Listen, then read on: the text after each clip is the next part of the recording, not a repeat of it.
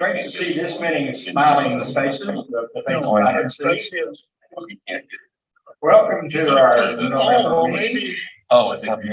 Maybe I gotta do that. I'll do a couple of quick administrative things and I'll get out of the way and turn it on so people know what they're doing. I don't have any announcements to make, though I'll let Max tell you what he's got coming up. Well, it's pretty simple. Friday, 10 o'clock in the morning, down at Ankeny at Pintail Marsh, we're going to see what's on the pond. It should be a lot of fun. Was that Saturday? Saturday. I think you said Friday. Well, it's Saturday. Saturday. Saturday, not Friday. Okay, unless anybody else has got anything to announce, ask, to get. Oh, there is one thing. Max has told us that he needs to step back from what he's been doing as our meetup organizer, or event organizer. So we need someone to take his place. If any of you are interested, we sure could use the help. And that's all I've got. So I'm going to turn this over to Nate and let him introduce our featured speaker. Hey guys, how's it going? Well, I'm Nate from Focal Point. You pretty much all know who I am. But yeah, we're going into our 40th year in business.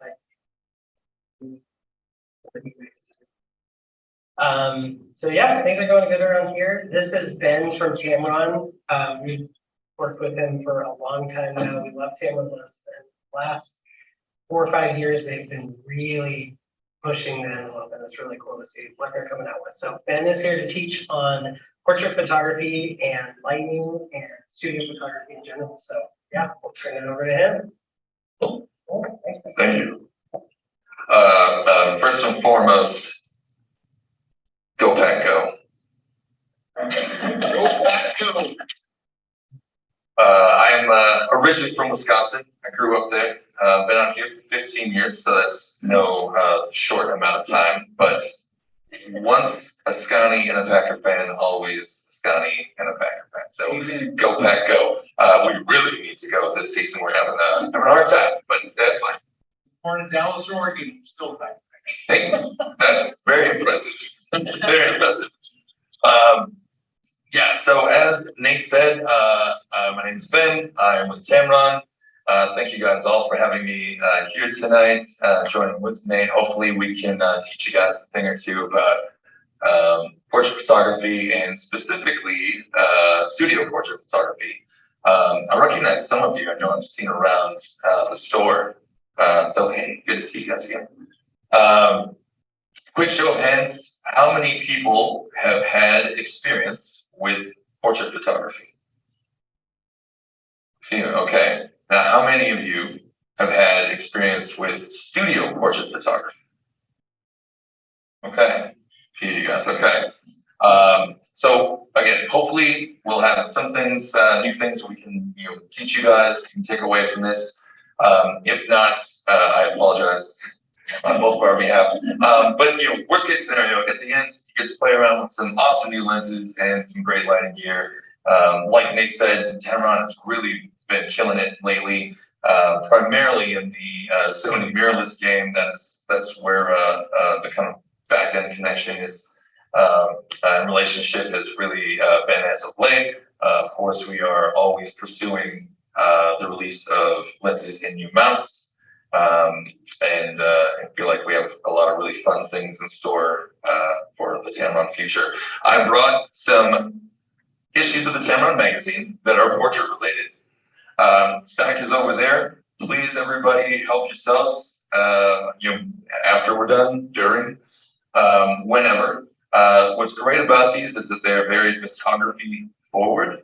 So, save from a couple ads on the cover, on the front and back.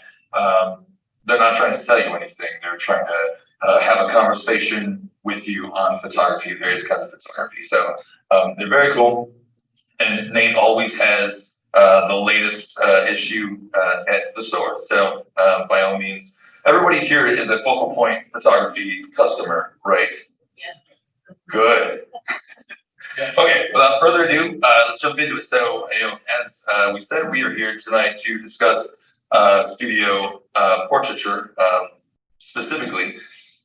This is my social media handle. It's been up there for a while, so I would assume anybody who's on the social medias would grab that.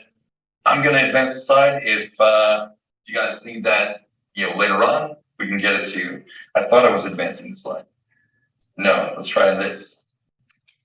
Nope. That wasn't happy. Okay. What were we saying about technical difficulties? We almost, where? Oh boy. Am I out of this? No, here we go. Okay. Let's try this again. Share.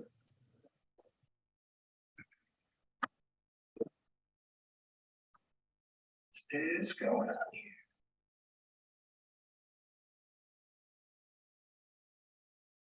Bear with me.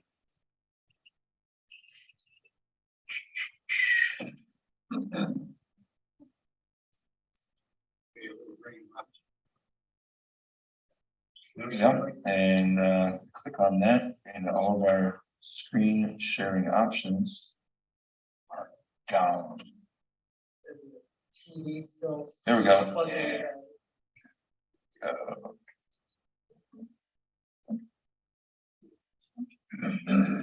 Okay, let's try this again. Huh? All right. Don't anybody touch anything. Everybody freeze. Okay, so some of the things we're going to cover tonight, portrait basics. You got to know the rules in order to break them. Those of you that have been shooting portraits already, a lot of this stuff's probably going to seem old hat, but these are very important rules for those of you who are just starting off, who've never shot anything portrait in the studio before. Hopefully we'll teach you something there. Lighting and lighting patterns. Again, the lighting patterns are important. Know the rules before you can break them. And lighting in general, very important when it comes to your portrait photography, but just photography in general. And then posing, cropping, etc.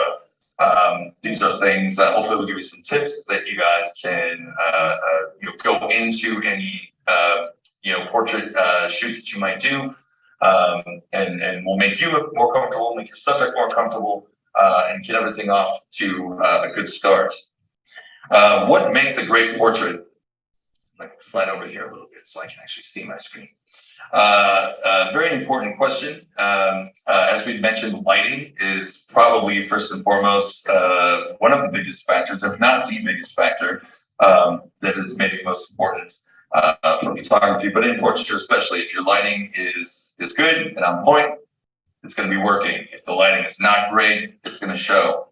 Expression and posing. Mentioned both of those things as being, something that we're going to cover, something that will also make or break a photo. You want a location in your background that's going to accent your subject and not distract from the subject. And then lastly, bokeh. Who here is not familiar with the term bokeh? Everybody knows bokeh. All right, good. Portrait lenses, of course, this is, I'm with Tamron. Tamron is here. We have lenses. You could not have a conversation about portraiture without a conversation about what lenses you're using. But then again, you couldn't have a conversation about photography without talking about what lenses you're using. So we're going to discuss those lenses which are best for portraiture, and that would be fast primes, fast zooms, the Holy Trinity. Does anybody not know what the Holy Trinity is? Okay, we'll cover it. And then fast wide angle lens, and where and how that might come into play in your portraiture. So beginning with lighting, tonight you will have the opportunity to use some of the continuous lights that Nate's brought for us. Continuous lights and LEDs are great sources of light. They're usually relatively inexpensive, but probably the best thing about them is that you can actually see exactly what your light is doing. There's a strobe up there. We do not have a strobe tonight, but has anybody, who's used strobes before? All right, so a few of us. So strobes, obviously that's the lighting that you connect to your camera. When you take the picture, the light pops, flashes, and then you look on the back of your camera or whatever, and that's where you see what your lighting's done. Again, LEDs let you preview all of that, so you can set them up faster, more easily. You can see exactly how harsh the lighting is. So they're great for that or many reasons. And then of course the RGB color tubes, which we do have. Okay, those are tons of fun. Again, really a great, simple way and inexpensive to put color and fun lighting into your photos. So we're gonna play around with that stuff, but we're gonna look at some examples of those things. Other great lighting tools, the external flash. Does anybody who has an external flash? All right, great. A lot of these come with remotes, so what's great about them is that you can set them up wherever you want on a stand, and you can bounce the light. Very important, you never want to point an external flash directly at your subject and flash them with it. It looks blown out, it looks horrible, it looks cheap. External flashes, unless you have some kind of modifier on the front of it, it's like a softbox or what Magmod, I know is something that Nate carries, that I've purchased from him myself for event photography. Unless you have something like that on the flash, you always want to use this to bounce. So bounce off of walls, ceilings, out of windows, stuff like that. You can fill an entire room with light, make it look like it's the middle of a bright day, and it could be dreary and gray and cold outside like it has been if you just bounce light into windows and off walls. So great tool that. Reflector is your best friend. Everybody in here should have a reflector. I don't want to ask who doesn't have one and then point out that person, because just know, if you don't have a reflector, go see Nate, get yourself one. They're very inexpensive, and you can do so much with one reflector. These basically you use them to bounce light, use them to bounce available light. You can bounce continuous light, any kinds of light. Great for filling shadows. They come with multi, there's a gold and silver, depends on what your light source, how you would use it. And then in the middle, if you unzip the whole thing, most of them come with a scrim. So then, in the middle of summer, if you find yourself in a situation where you're out in the field and there's just tons of sun, you can use this scrim to cut down the sun that's on your subject.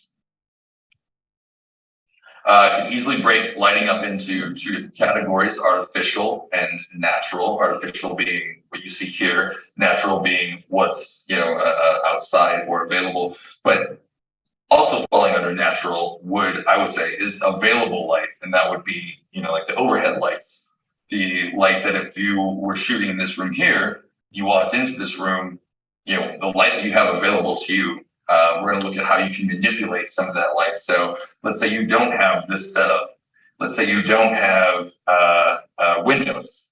Then you, with your reflector that you do have, can come in and easily make some really nice portraits in what would otherwise be, these lamp fixtures are tons of fun, but typically rooms like this, overhead fluorescence, and they're not helping anybody.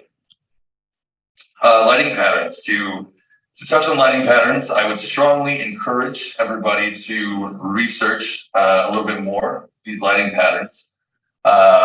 You have kind of four big ones, or there's four listed there, but there's kind of several on each.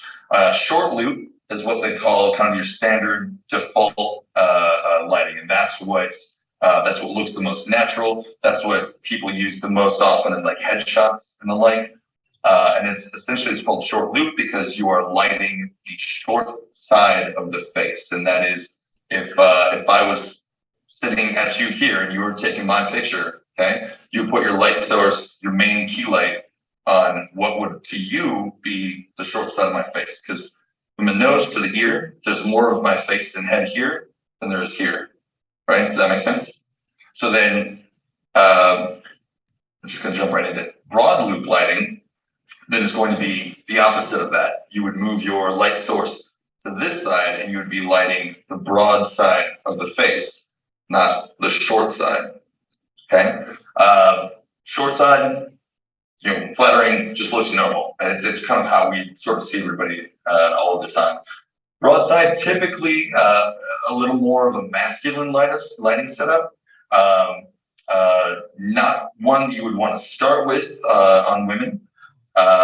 Not to say that it wouldn't work on certain women, but it's very strong of a lighting source. The Rembrandt and split is basically different by the Rembrandt gives you a small triangle of light on the shadow side of the face, right? Split lighting is one half is lit, one half is not, one half is in shadow.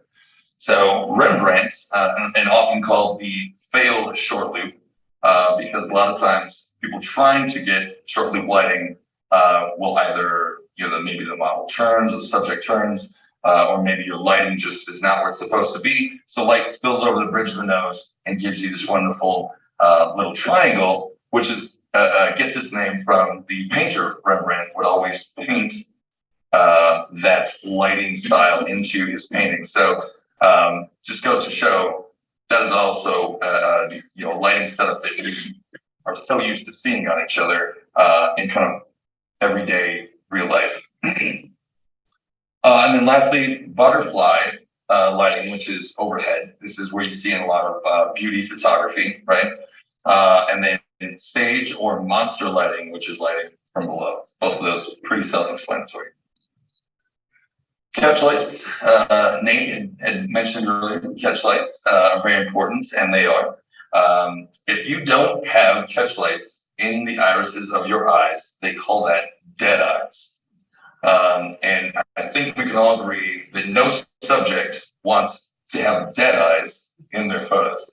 The saying, the eyes are the windows to the soul, that's very true. If there's no life in the eyes, there's no soul. This person's soul is. You as a viewer, whoever is viewing these portraits will not connect with that subject if there is not life in the eyes. So very, very important. Catch lights be in the irises, not in the whites of the eyes. So often, and I'm going to be watching you guys later when we're all doing our hands-on shoot over here. So often, I see people taking the shot on the left in groups where a model will turn and look over here towards these photographers, and this guy's still shooting. And it looks like that. And it's like, what are you doing with that photo? That's garbage. The one on the right is still as annoying to me, but a little less obvious.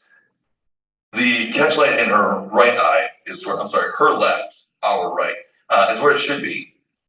The one in the other eye is beginning to drift into the white of the eye, which just illuminates the white of the eye, and it looks strange, right?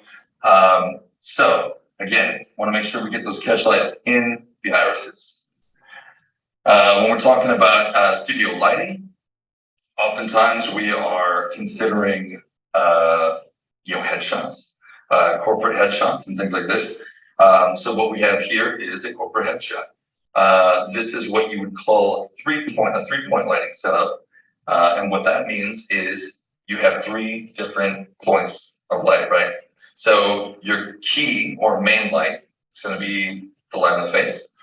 The fill light is going to be what fills the shadows, usually on the side of the face, on the body. And these two combined with the backlight, which is what illuminates the background, but also helps separate your subject from the background. So 3-point lighting here, the sconces, wall sconces or backlight, I think it's just easiest, best to start there. Our fill light, we're going to go in reverse order, is off to the right here, and that is a window in this lobby of this law firm. And then the main light, it could be a strobe, it could be a continuous LED. Here, I used an external flash on a stand, bouncing light off of a reflector, because reflectors.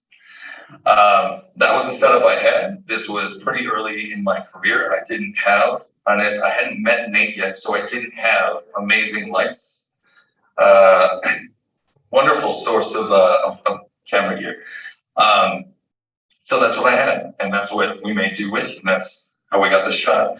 The important thing to stress is it doesn't matter what your setup is, as long as you know how to use it. So there again, we were talking earlier about the rules. If you know the rules, then you can use an external flash on a stand, bouncing light off of something, just as so long as you know when you bounce the light off, it's coming back in this direction, and it's that the direction that's going to give you that short loop lighting that you're looking for, right? But you don't even have to do 3-point lighting if you, again, know the rules. So here, we just used an external flash on a stand that was, the head of the flash was turned around and tilted up so that the light was bouncing off of, like high off of the wall behind me in the room and showering back down. And then the reflector was underneath the subjects for these headshots and bouncing. So if the light's coming down, obviously it's catching, you know, on the brow, catching on the face. The reflector underneath helps bounce some of that light back up. So you get a nice even lit headshot. And then you can actually add to this the forward lean. You know, I'd always have, every time that it looks like just a straight on headshot, and we'll just jump forward to these two here. A straight on headshot is actually somebody like twisted into a pretzel like this and like leaning forward. Because by leaning out toward you and then usually having to pick up the chin a little bit, that creates distance, okay, depth between the subject's face and the background. And when you're using a fast lens, and here was an 85, you get a fast fall off. So the face really pops out and everything else just kind of falls away into the bouquet. But we're not going to spend too much time on that because we're going to get into that later. Fun fact, pro tip, you can use your subject to help you, to act as maybe an assistant or as a reflector stand. If you're just doing, you know, headshots, you know, chest up, a lot of times I'll just have them hold on to one end of the reflector and then I hold the other end or put it on a stand or something and bam, works. The other thing too on, you know, as far as posing for doing studio like headshot work, always good to get a foot up on something. You know, here we're using a light crate. What you do down here, amazingly, helps build the base for, you know, those shots that we saw earlier, and it really makes a difference. So, you know, if somebody's sitting and they put a leg up, one arm back, one arm forward, you build a really nice base across the shoulders. So all of that kind of gets you into this ballpark, but we're not done yet. So a little bit of face turn, kind of looking down the shoulder, so that nearest shoulder is what lands you this shot, which then a tiny little bit of tilt. We just saw some tilts in the, you know, the previous headshots, a little bit of croppage, and this is what you got. Looks like somebody's just sitting straight up and down, but they're not. They're doing all kinds of leaning and pretzel twisting, which, you know, I, and he was the photographer, will always get so much entertainment and enjoyment out of. They feel really awkward. But that's okay, because then I usually tell them, if you're feeling awkward right now, then you're doing it right. So keep that up. Good job. A quick example of just what a impromptu mobile studio might look like for me when I'm, you know, photographing the corporate work. And you're in a firm or in whatever, a corporate setting, is that you will have, is this me? No. You will have, look first, a plain wall. Okay, step one. Step two, flash on a stand. And windows, always try to find a room with window light. Again, if you bounce that light, it kind of mixes with the ambient light and it creates a room full of light. And then I get, I think we saw the reflector in the previous shot, yep, off to the side here. So that's going to help catch and bounce any shadows that are left over. And that quick and easy, very simple setup. And this is pretty pixelated image because of the zoom and the selection, but I think you guys get the idea. As far as lighting, nice, even, and quality, right? And don't forget, always remember rule of thirds.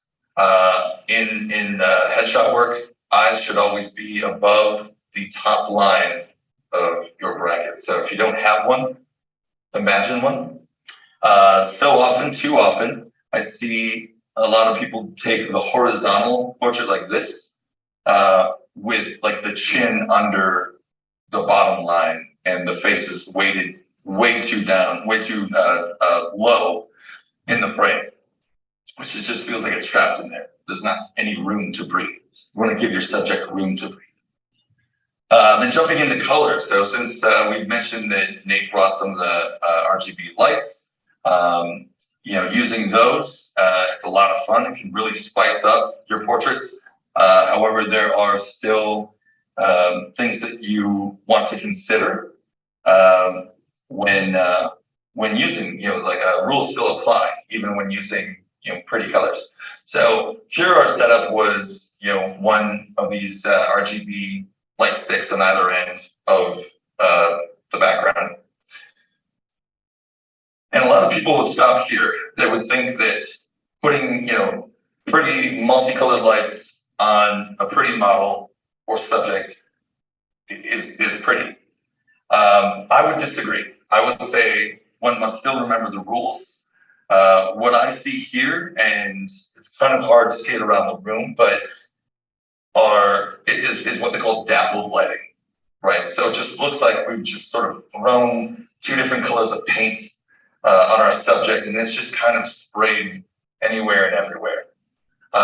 And that's the difference between, looking like you know what you're doing, even if, maybe you do know what you're doing, which would be great, but faking it, and just having, something you throw some pretty colors on a subject and call it good. So what you want to do is a more even balance. And I guess, this might be kind of tough to tell between the two, but here we have kind of pink on one side and blue on the other side. So a little bit of the split lighting pattern like we were talking about before. And this looks a lot cleaner. It looks a lot more intentional. But then one thing I like to point out is that you always want to keep your eyes out for details. The shot that's on the left has some hair hanging down in front of her eye, which luckily we caught and we had her adjust so that we didn't have to Photoshop it. Because ultimately we're photographers, not Photoshoppers, right? We would rather be taking the photos than sitting at the computer Photoshopping.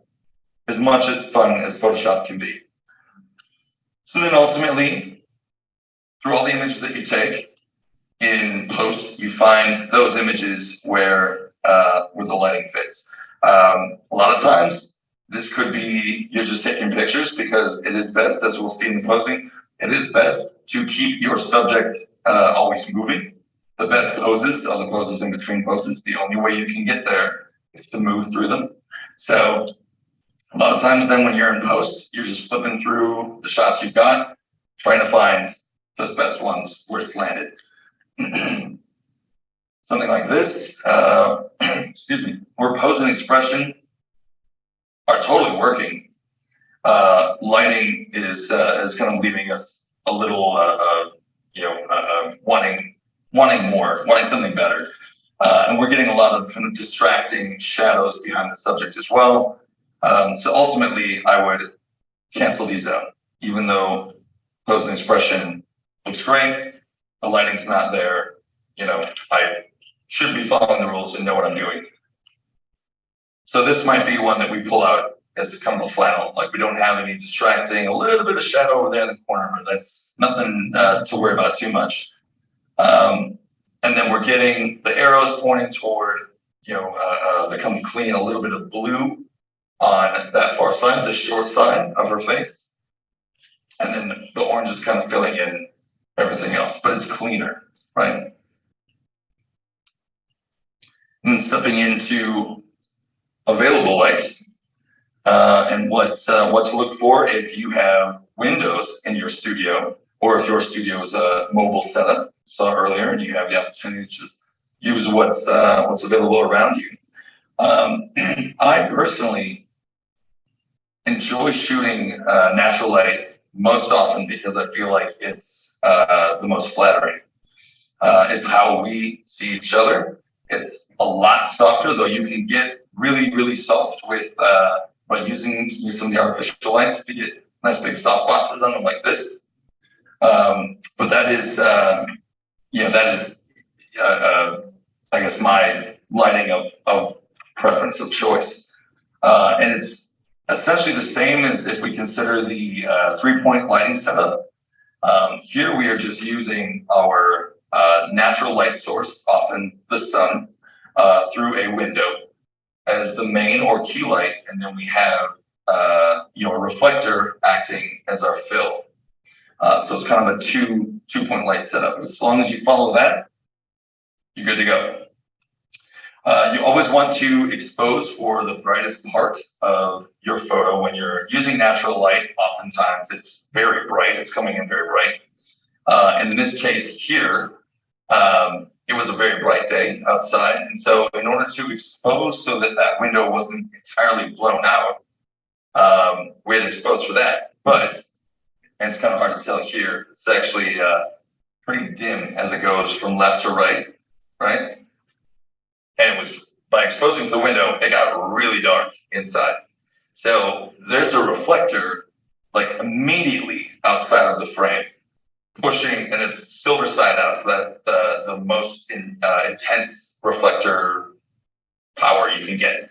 And it's pushing light, all that light from the window back onto the model here, who's got, the catch lights are coming from that reflector, right? So always expose for the highlights, but be prepared to bounce light and fill light as needed. Here we use, and this also looks very bright, promise you it's not.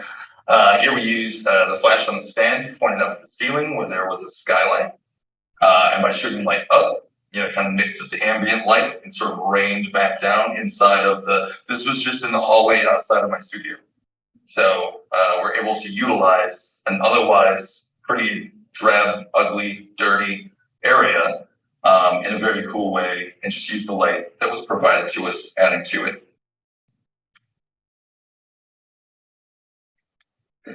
Available light is not always natural. I mentioned that earlier.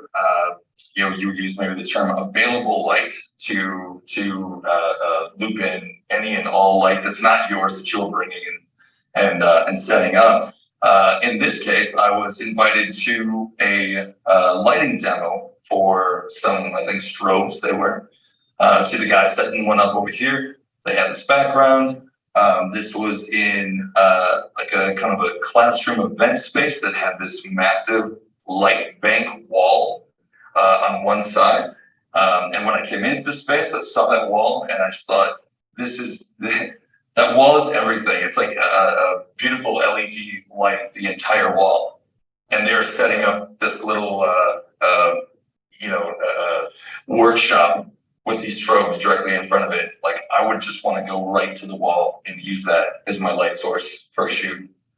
But they were right in front of it. So the model was a friend of mine. And so this was me in the back of the room with my 70-200, zooming in to get this shot here with available light. Again, that's all the light you see like around the outside of the model is coming from that light bank. It's spilling over. So from across the room, I was able to actually zoom in, and I waited for her to look in the right direction to get the catch lights in her eyes. And that was it. That was all, just using the ambient available light that was spilling over the backgrounds from that big wall, and zooming across the room. So I was able to actually throw out of focus, everybody else and the background, and was able to pull out this shot. Once all of that workshop was over, I brought my friend Jessica around to the actual light wall itself, and then just using fast aperture, a little bit of zoom, we were able to pull some great shots, again, just off that available light coming off that wall. So it's kind of training yourself. I guess the point would be train yourself to look for the available light. Once you know how to manipulate it, how to use it. Here, I didn't even need a reflector because the background or the back side of that background, right? One side was like a charcoal or navy blue color like this, and the other side was like an off-white.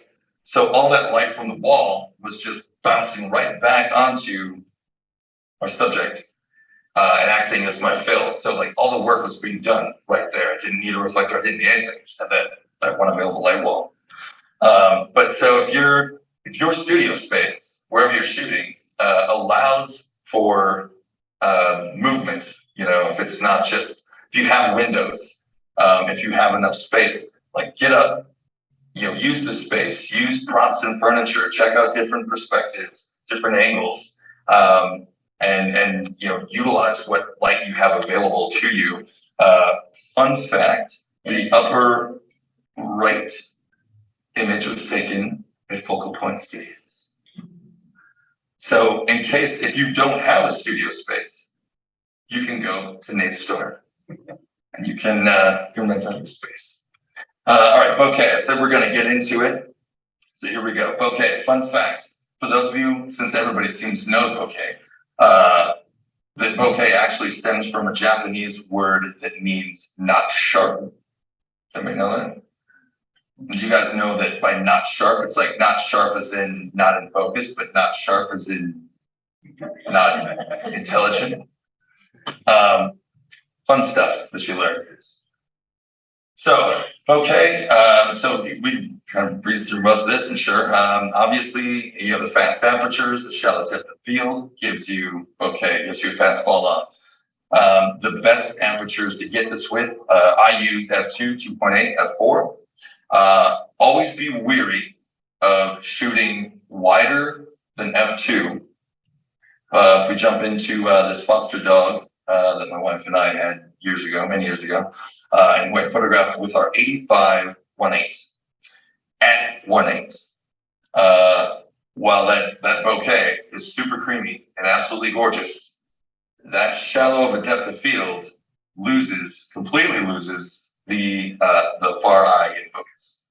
So always be very wary. I typically, this was kind of I use this image because this was my learning experience of that, I should not shoot below f2, and if I can help it, because it shrinks up your depth of field so much, you'll start losing things in focus. And I am one of the firm believers that you should always have both eyes in focus. There are some people who their rule is if you can only have one eye in focus, make it the eye closest to the camera. I just think it looks incredibly strange when only one eye is in focus and the other. It borderlines the dead eyes, right? We know how I feel about the dead eyes. So always good to have both eyes in focus. Be wary of that shallow depth of field. This works on people as well. Again, a little hard to tell here, but this close eye is in focus. The far eye is not. I think that looks incredibly strange. This was done intentionally, by the way, for the purpose of giving an example. Once I made this mistake, didn't do it again. Here, and we're talking about the merits of using bokeh in a shallow depth of field. A lot of that for me came through photographing dogs for rescues and shelters. My wife and I are massive dog people. Dog people? Good, yes. So one of the what I was called the hero shot was the sit, hold a treat or something, a toy, right above the lens, get them to sit and look essentially right at you, right? Because they're looking at whatever's above my lens, but we can't tell that. It looks like they're looking directly at you. And that was the shot that I would like to think got so many dogs their forever homes. Wonderful shot, but using that fast aperture and that really shallow depth of field really makes the face pop, right? So what's in focus right here? The dog's eyes, a little bit of the nose. They have a little bit longer noses, so it's hard to keep all of that in focus. You want those eyes in focus.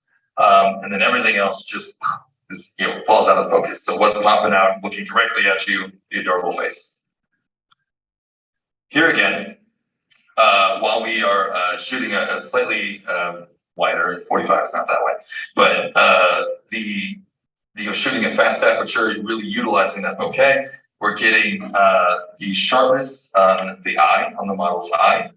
And while there's still more of the model's body, the subject's body in the frame, that shallow depth of field is bringing us directly back to that eye, which looks just like glass. I love this image. It is could not. I mean, most of it's probably the model's eye, right? It's amazing, but otherwise, yeah, really love that. We can also use bokeh for dramatic effect, for like artistic dramatic effect, as we do here. It's like here we're getting that sort of cinematic feel. You know, you see a lot of that in movies. They're kind of tossed way out of focus with something, you know, grass or something blowing in the foreground. Obviously, you're probably not going to do a whole lot of that in studio portrait photography, but it's there.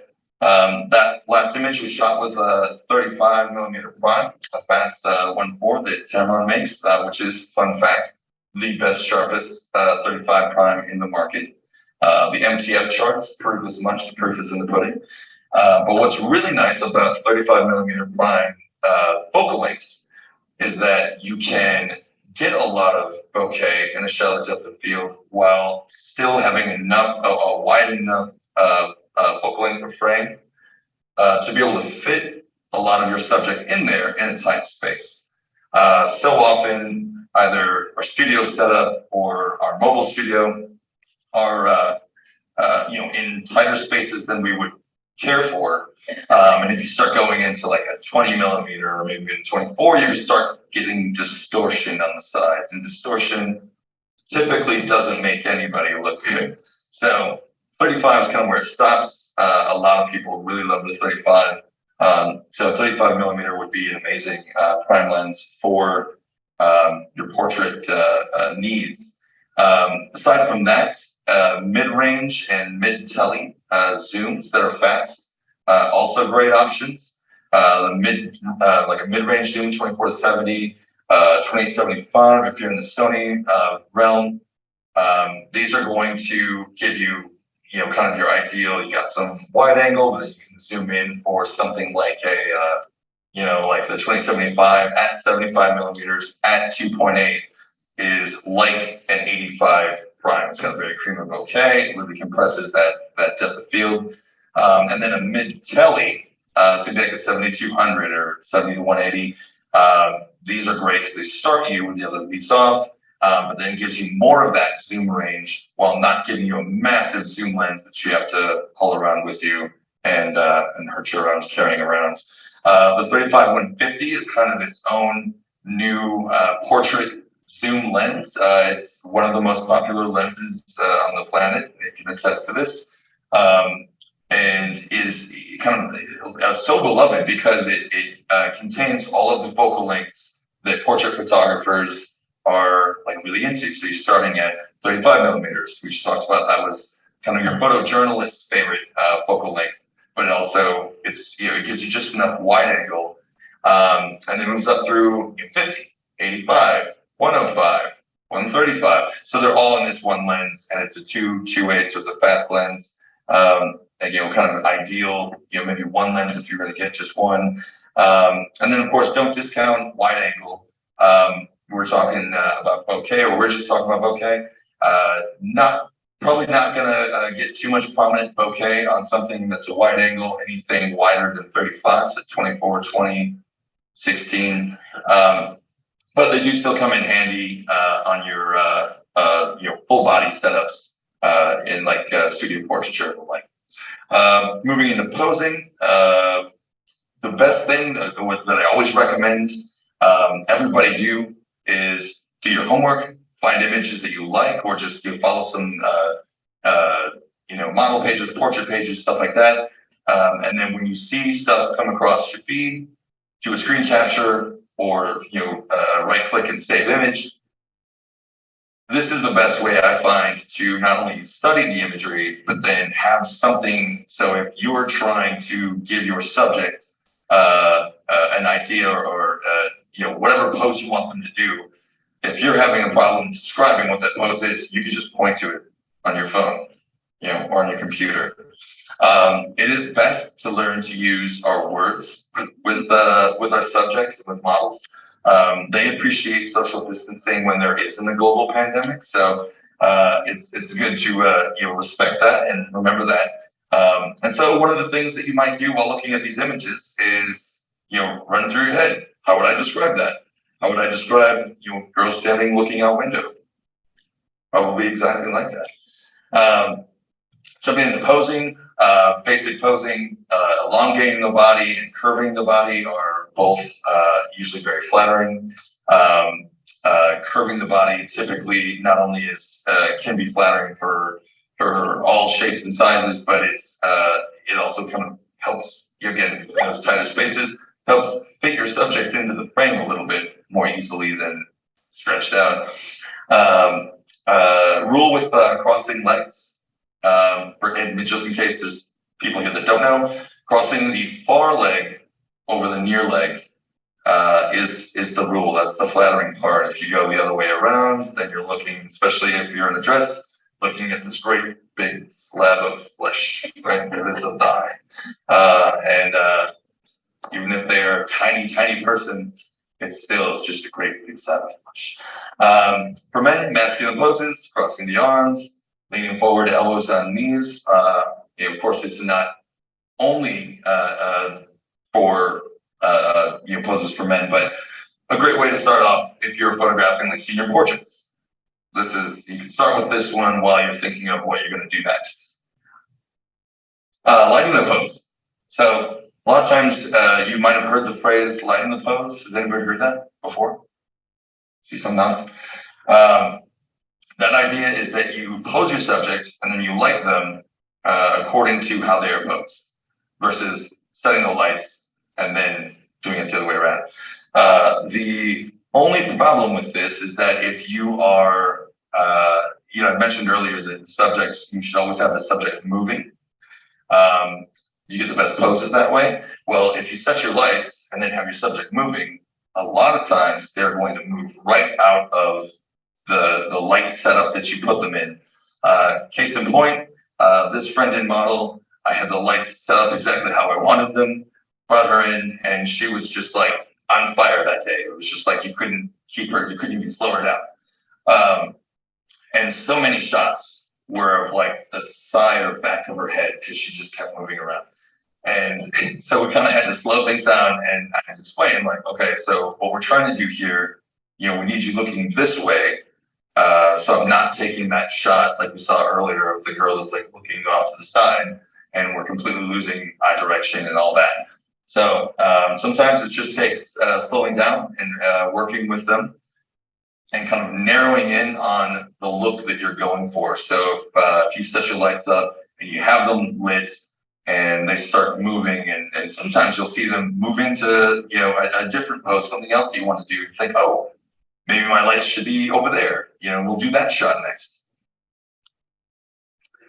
So you don't always need to have the poses figured out from the beginning. Oftentimes I will just dial in the settings and kind of put the subject wherever you're going to have them, where we're going to be taking the pictures, and have kind of small talk while I'm dialing the settings. This lets you guys break down kind of the icebreaker, I guess. And then also gives you some time to kind of figure out, okay, well, maybe we start with this pose and go from there. So that's called flow posing. That's something you definitely want to get into the habit of doing. Start with one pose and then have them, move into other poses. And ideally then this kind of carries you through a series of looks that then you have options. You're basically creating options by flow posing. Turning the face, turning the hand, turning the waist, as you can see here, slight variations. A lot of times if you're working with a model, like they will know to do these things themselves already. If you're working with a subject, you might have to give them a little bit more direction. But these are the directions you give them. Turn your fist this way, turn your waist that way. Things like that. But any one of these would not be keepers. These are all sort of as you set up the lights, the model moves, you snap. you know you're going to get some, we mentioned that the only way to get to the good poses are to move through the actual motions. So sometimes, here we've got looking too far to the left, looking too far to the right. We've got the back of the hand, which kind of goes back into that fleshy issue that we were talking about. You've got then a turn in an arm that's too flat to the camera, collecting a lot of light. There again, we're back into the fleshy issue. So you kind of have to move through some of these, especially for flow posing. You don't know what you're looking for, what the shot is. In this case, Justine, who is one of our models, this was also shot at Focal Point Studios, kind of fell into this pose. And at that point, I said, oh, hold on. I like that. I think she'd actually moved past it and we kind of backed her up a little bit. So then we get into, the arms down, the other arms across, and she's kind of popping that hip out. Any one of these now feels much better than this previous series that we were just looking at. But one of them is the best. Which one is it? Top right? Got top right? Got lower right? Bottom middle. Okay. Anybody want to be daring and go with upper left, slot number 1? Okay, good. Because I would say bottom right is the shot. The S curve. She's, all the kind of curves are going on, hips popped out there, the face is turned back in line with that hip, but creates a really nice S curve. And then that arm also gives us a really nice line down, kind of slashing through, right? So it's got the face turned back, it's got the expression and facial direction. That would be the one out of all these. Flag and move on. In the end, you pick all of your favorites from a particular look. So here, all 3/4 shots on this background in this outfit. And that's 5 shots. And then I would move on to the next, whatever look after that. Even out of these, I might only keep 2 and share those 2 with the model or submit those 2 to, whatever publication or clients you might be shooting for, because you really want to narrow down, your very, very best is all that you should ever show. So often, too many times, I see we do a lot of portrait events and people will just upload as many pictures of like this as they possibly can, like all 10, 15, whatever Instagram or Facebook will let them upload, they do, and it's way too many. Like there's junk in there, right? There's stuff that shouldn't be in there because they've got, shots that are incredible. So always want to narrow down to your very, very, very best. So I begin to crop it, and we're supposed to be done, I promise. This was meant to be 20 minutes. I don't know what happened. Technical difficulties. We're gonna blame technical difficulties. Cropping. So basically 3 types of crop: full length, 3/4, close up. You want to try to get each one of these crops in each, let's say we're doing senior portraits, right? Each outfit, each location, you want each one of these crops. Essentially, you want to give yourself options, and you want to give your client, in this case, high school senior's mom, options, right? So these are, and most of these crops, you can do these in camera, you can do them in post. A lot of people will shoot wide and then crop later. The only issue with that is if you're trying to utilizing that bokeh, right, and you're trying to zoom and compress your depth of field, if you're shooting wide, you're not going to get a zoomed, compressed depth of field. You actually have to zoom in order to do that. So you gotta kind of, if you're cropping in camera, you are making the decision that is exactly the crop you want. But if you take that shot crop, maybe you zoom back or step back and get it full length as well. Now you're basically covered. So jumping back into our studio setup, this wide angle, full body, not bad. However, what bugs me is that it's pretty obvious she was photographed on the background. And unless we are highlighting the garments she's wearing, like if we're doing some kind of fashion shoot or photographing for a clothing company or something. We don't need to see all that. And instead, it's just kind of too much space around there. So by cropping in a little bit, we get, a little bit tighter. It's a little more about her, right? About our subject. And then also, of course, eliminate some of the, which I don't think you guys can really tell here maybe, but some of the shadowy distractions that are on the wall behind our subject. Then moving into another crop. So here we're talking about cropping in camera, and that's precisely what I did here. But rather than keep the same exact thing that I just took a full length of, I have her move slightly. So she tilts the head and turns the face in slightly more, and I come in, I get a different crop. Right, we have now a different image. But here again, details. The image that's on the left, we've got like the outside of her shoe is just kind of distracting and sticking out there at the bottom. So a tiny little bit of crop brings it in. Again, becomes more about her without the distractions there to make us look at anything outside of just her face. So here we are, finally arrived, end of our 20 minutes. In summary, we want to learn our lighting patterns. We want to get a reflector from Nate. We want to rent equipment and figure out what it is that you guys like to shoot with. What's your style?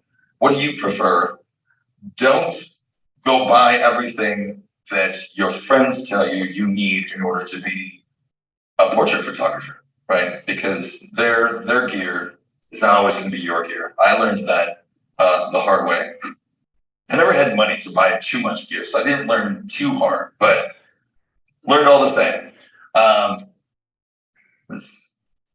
We okay? Should we get? Shoot at wide apertures when you can. After all, that is what kind of makes the strong portraiture look. That bokeh, utilizing bokeh, is really going to be that thing that kind of separates your quality portrait from something somebody does on a phone. The phones are getting pretty good with the bokeh apps and special effects these days. But so again, if you're shooting for a high school senior, would love to see mom try to print any of juniors, headshots on a phone larger than a 5x7 and have it look anyway decent at all.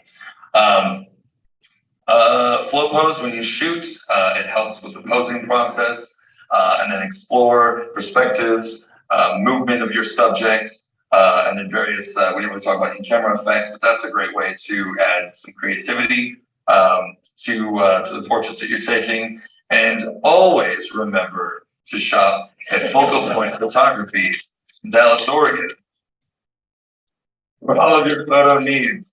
This round of applause is for you, Nate. And then a quick shameless self-promotion before or while we're taking any questions you guys have before we jump in on hands-on piece.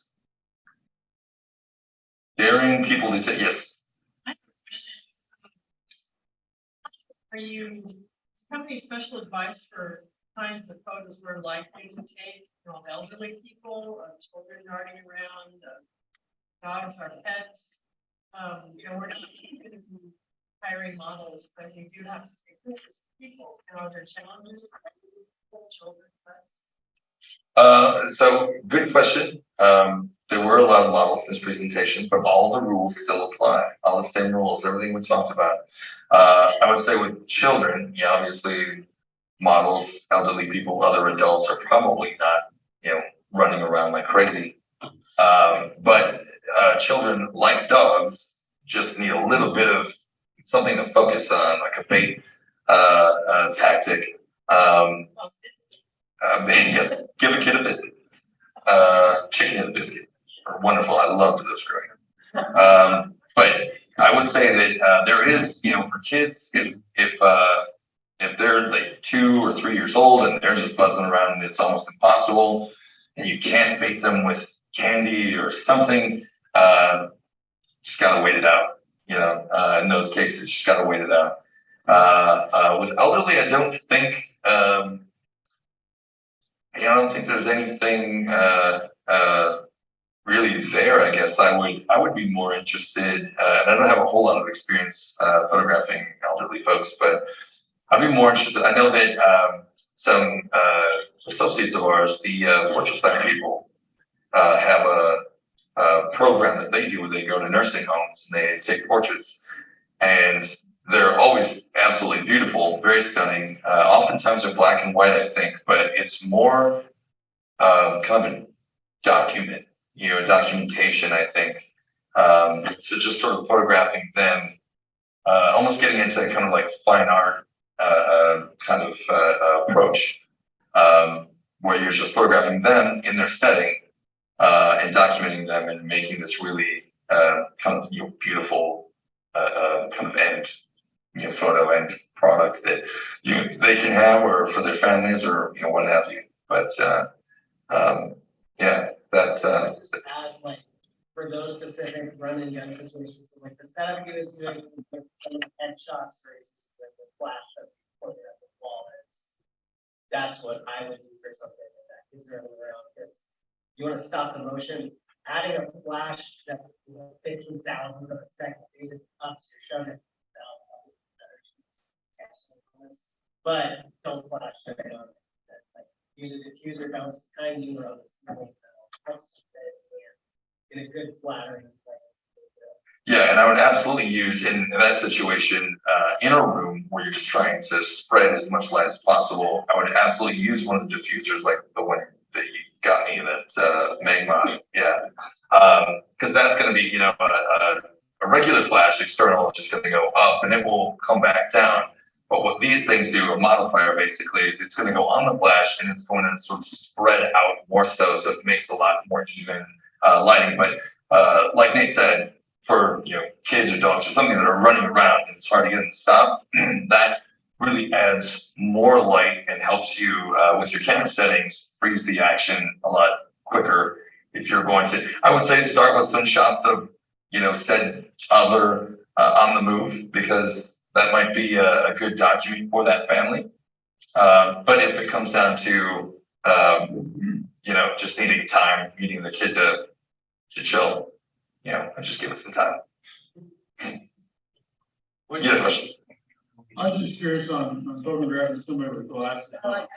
Something like Magma diffuser, fill a reflection in the glasses at the top and side, or you still have to bounce it. Glasses are interesting. Not all of them are a problem. I find more and more they're less and less of a problem, actually. Like the whatever they're using is less reflective than it used to be. I remember that was always Hold on. Yeah. But just like red eye, like getting your flash above the camera a little bit is gonna help. If it's a pop-up flash, like straight on. Yeah, especially at like. And then also, I would still have put a reflector in there to bounce light back up. But it is always a good idea to keep an eye on the reflection in the glasses, because both of those things will reflect a lot. And a lot of the headshots that I've done with using window light as the primary light and a reflector as the bounce, even then there's still, if somebody has really reflective glasses, there's a lot of tilting and moving the head like this. Sometimes it's you just get it at ballpark as good as you can get it, and then you might need to go in and post and with a brush just lighten up around, if you have to shoot a little darker. That's kind of the worst case scenario. Usually you can kind of get the proper angles, light off to the side, spilling light or bouncing light with a reflector to kind of help push the light back into the areas that are suffering. Also, the option when you stop without glasses. That is true. That's always the best case scenario, I find. If glasses are going to be a problem, they're well, I can take them without. Let's do that. About autofocus versus manual focus. What's your preference?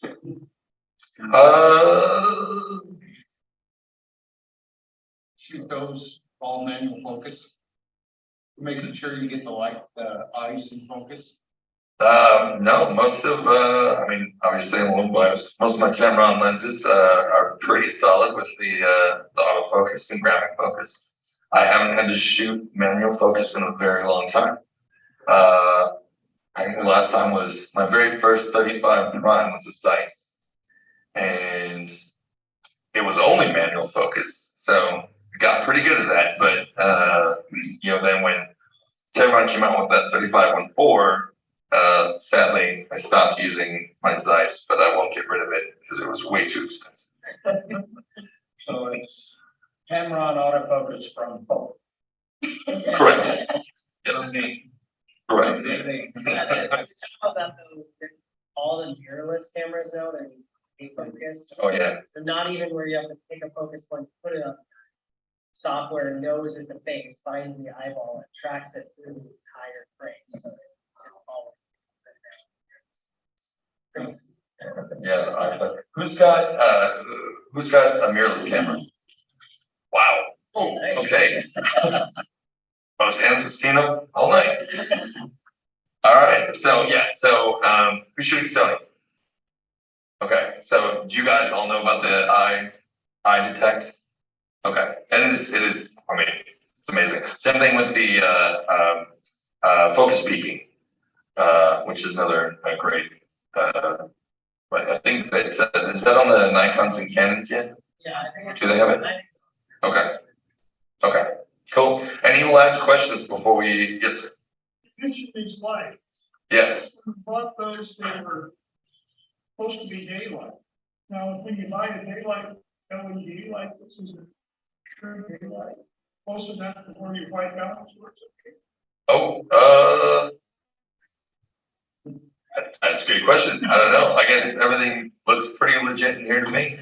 I will say that it is, and I never do this, so it's one of those things that's I've learned, and so you should do as I say, not as I do.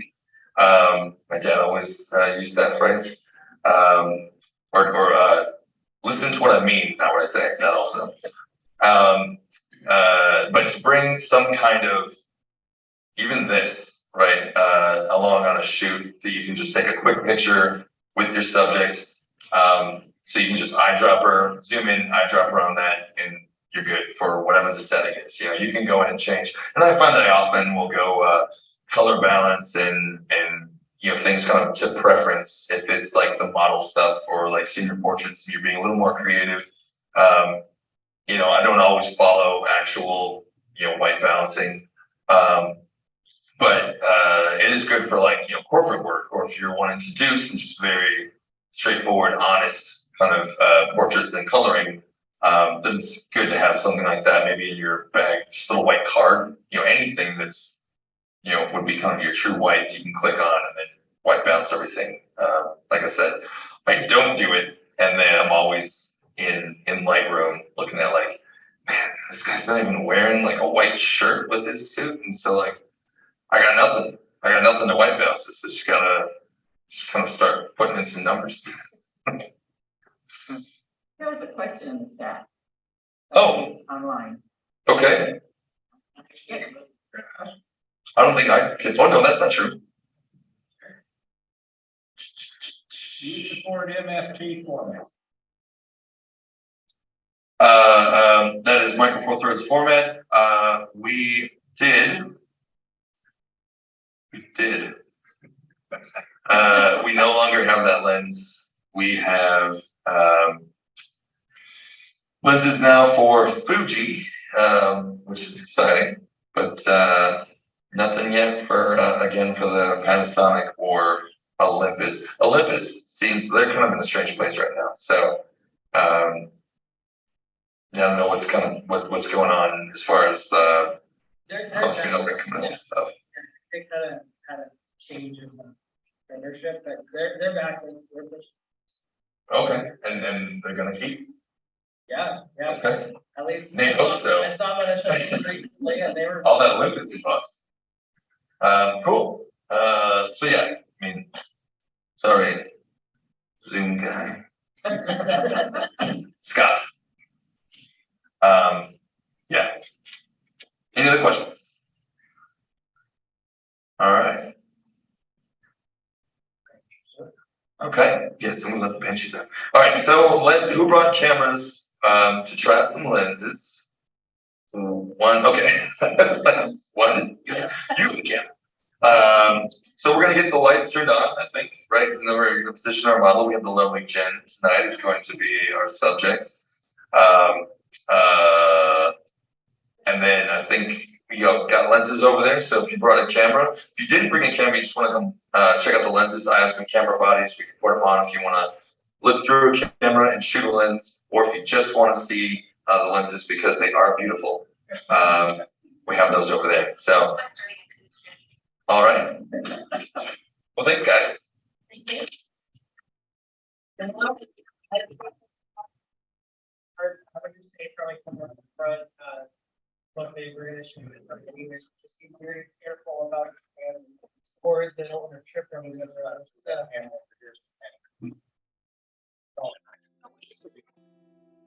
Yeah, we have. It's okay if I leave. Yeah, we're just proud of Right at the end, Scott, the Zoom guy signing up. Well, oh, he's not. He was a Zoom guy signing up. Okay, there's nobody else. Nobody else. Unless you want to. Well, we are moving it. We can move it. Doing over there for. Okay. Don't have to worry. Yeah, we gotta be in Zoom. We record. Yeah, yeah, we are. Yeah. Well, I mean, this computer has to shoot. Okay. Okay. So, yeah. Good. Okay. Good. I see why. Mate. Okay. Sometimes really the only guy that knows. Let me get extensions. Yeah. Building around that. Oh, true. I actually.